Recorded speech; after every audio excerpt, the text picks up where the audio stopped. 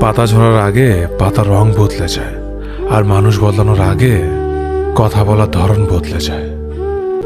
একবার ফ্যামিলি প্রবলেমে পড়ে দেখুন, দেখবেন দুনিয়ার কোনো কিছুই ভালো লাগবে না। সময়ের সাথে বোঝা যায় কে আপন, কে পর, কে বন্ধু, আর কে স্বার্থপর। বিশ্বাস আর ভালোবাসা এমন একটা জিনিস যেটার মর্যাদা সবাই দিতে পারে না।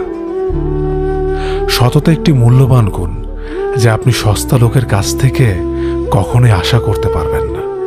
ছোটবেলা শিখেছে, তুমি কখনো ক্ষতি না করলে কেউ তোমার ক্ষতি করবে না।